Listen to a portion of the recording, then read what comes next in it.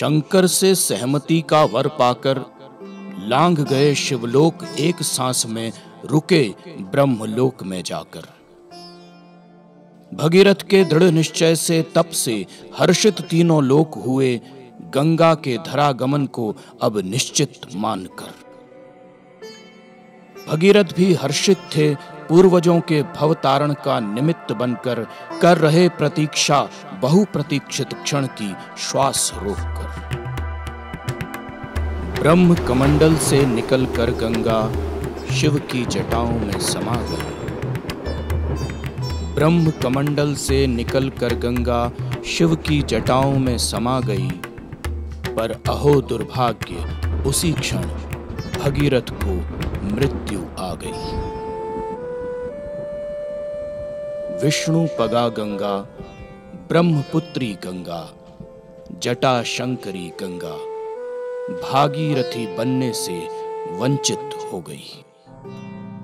सगर पुत्र अब भी अतृप्त हैं, है धरा भी गंगा विहीन।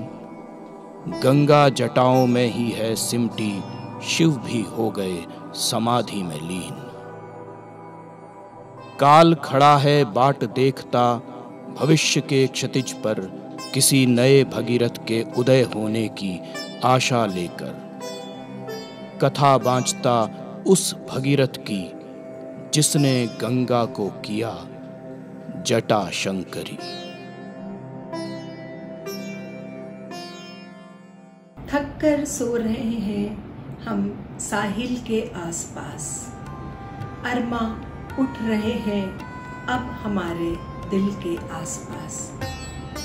अपने जीवन के अंतिम समय में लिख गया एक अधूरा सपना, जो स्वयं एक इतिहास है। आज हम सब उन्हें नमन करते हैं, श्रद्धांजलि देते हैं उस महान व्यक्तित्व को। वे हैं राजा चक्रधर सिंह।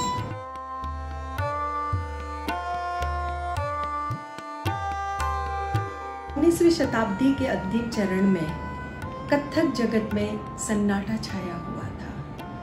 नवाबों और राजाओं के आश्रय हटने से कलाकार पूरे भारतवर्ष में अपनी आजीविका के लिए भटक रहे थे। ऐसे समय छत्तीसगढ़ अंचल के रायगढ़ में राजा भूपदेव सिंह के घर एक मसीहा ने जन्म लिया, राजा चक्रधर सिंह। वे सिर्फ संगीत जगत के लिए ही नहीं, कथक जगत के इतिहास में उनका नाम एक सुनहरे अक्षरों में हमेशा जीवित रहेगा। वैसे तो उन्हें संगीत विरासत में मिला था, परंतु 1924 में राजगद्दी पर आसीन होते ही उन्होंने संगीतकारों के उद्धार का कार्य आरंभ कर दिया। भटकते हुए कलाकारों को ससम्मान आश्रय मिला रायगढ़ दरबार में।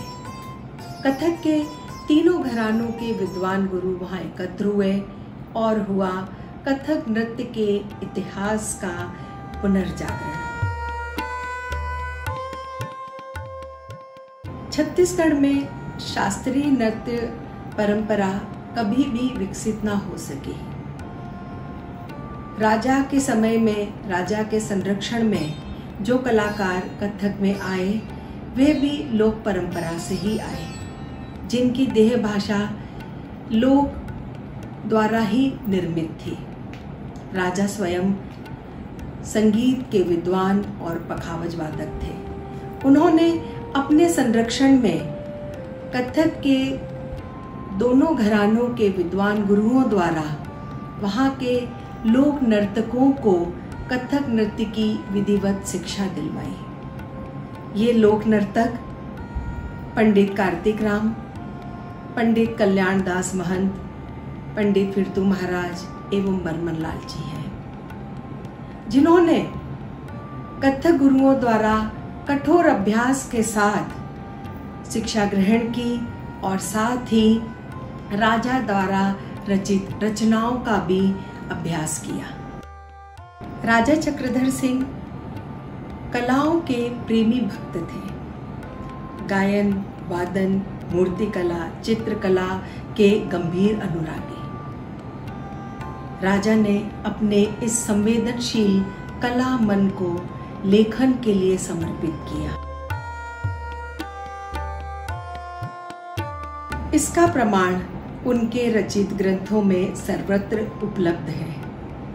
कथक के नियमों पर आधारित ग्रंथ नर्तन सर्वस्वम, दुर्लभ बोल पर्णों पर आधारित ग्रंथ मुरज परण पुष्पाकर, ताल पर आधारित तालबल पुष्पाकर, ताल तोय निधि एवं रागों पर आधारित ग्रंथ राग मंजूषा, ये उनके रचित प्रमुख ग्रंथों में से हैं।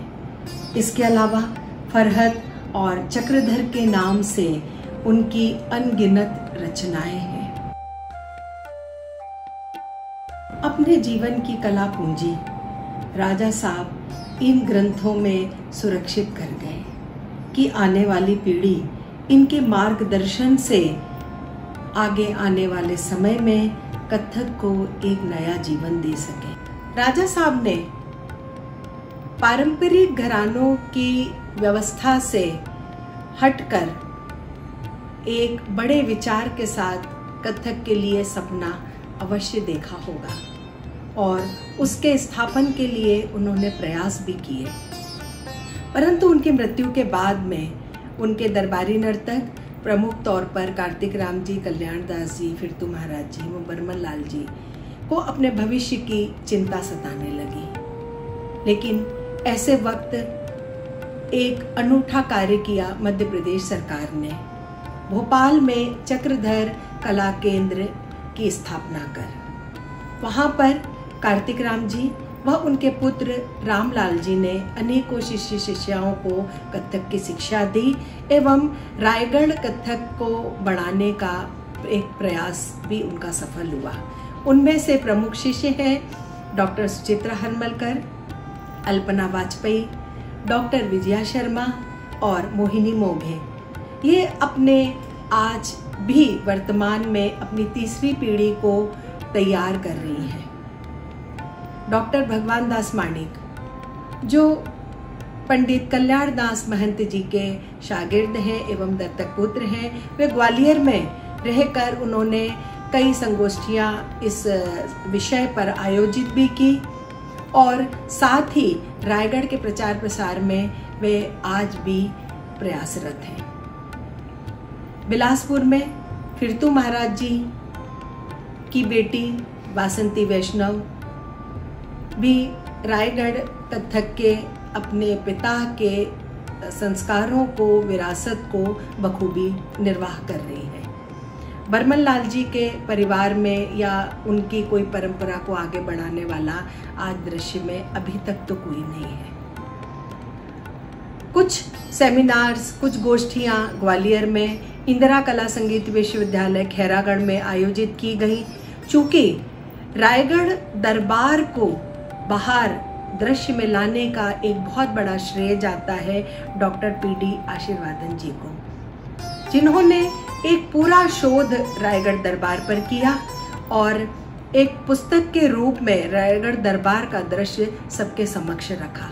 कुछ प्रयास दूरदर्शन में डॉक्यूमेंट्रीज और रेडियो में डॉक्यूमेंट्रीज के माध्यम से सामने आए और एक अद्भुत और एक अनूठा प्रयास इसी वर्ष हुआ सीवी रमन विश्वविद्यालय बिलासपुर में। वहाँ पर विद्वान गुरुओं और कला समीक्षकों द्वारा एक रायगढ़ घराना चक्रधर महाराजा के अवदान और उनकी बंदिशों के ऊपर एक बहुत ही 2 दिवसीय सार्थक चर्चाएं हुई। लेकिन ये प्रयास नाकाफी है। अभी तो उनके सपने को आकाश मिलना बाकी है। बहुत सी चर्चाएं, बहुत सी संगोष्ठियों में ही चक्रधर महाराज के अवदान को हम सामने ला सकते हैं। इसका जो सबसे बड़ा दायित्व है वो है आज की वर्तमान पीढ़ी को। वे अपने प्रस्तुतिकरण में ना सिर्फ रायगढ़ घराने की या राजा की रचित बंदिशों को करके पूरा हो सकता है और ना ही खाली रायगढ़ का नाम लेने मात्र से, वो पूरा होगा। राजा के सपने को, राजा की रचित रचनाओं को एक अच्छे चिंतन और मगन और विचार के साथ में उस पर एक चिंतन मनन करना और उसके बाद उसको प्रस्तुत करना। उनके ग्रंथ में कथक की नियमावली के अनुसार ही कथक की प्रस्तुति रायगढ़ को एक स्थापन दे सकती है, और तभी संभव होगा बंदिशों में एक और उनकी रचनाओं में एक बड़ा दृश्य भी और रचनाओं की आत्मा भी। वे तो चल बसे 1947 में, लेकिन छोड़ गए एक उम्मीद और एक अधूरा सपना।